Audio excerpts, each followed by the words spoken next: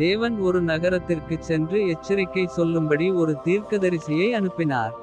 ஆனால் அவர் தேவனுடைய கட்டளைக்கு கீழ்ப்படியாமல் எதிர்திசையில் ஓடினார். கடலில் புயல் எழுந்தது. ஒரு பெரிய மீன் அவரை விழுங்கியது. அந்த தீர்க்கதரிசி யோனா. யோனா அமித்தாயின் மகன். அவர் இஸ்ரவேலின் தீர்க்கதரிசி. ஒரு நாள் தேவன் அவரிடம், நினிவே என்னும் பெரிய நகரத்திற்குச் சென்று அவர்கள் மனந்திரும்ப வேண்டும் என்று அறிவி என்றார். ஆனால் யோனா நினிவேக்கு போக விரும்பவில்லை.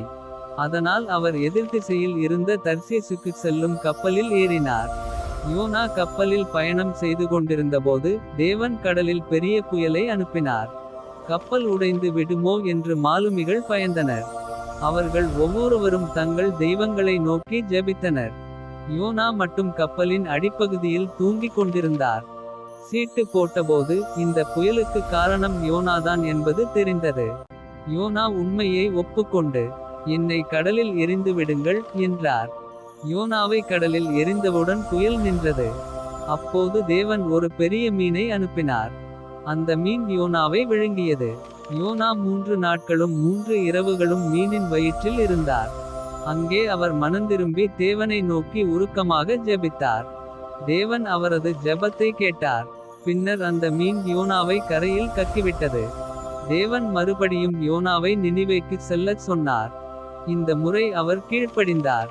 அவர் நகரம் முழுவதும், இன்னும் 40 நாட்களில் நினிவே அழிக்கப்படும் என்று அறிவித்தார். அந்த நகரத்தின் ராஜாவிலிருந்து சாதாரண மக்கள் வரை அனைவரும் மனந்திரும்பினர். அவர்கள் உபவாசம் இருந்து தேவனிடம் மன்னிப்பு கேட்டனர். தேவன் அவர்களை மன்னித்து அந்த நகரத்தை அழிக்கவில்லை. ஆனால் யோனா மகிழ்ச்சியடையவில்லை.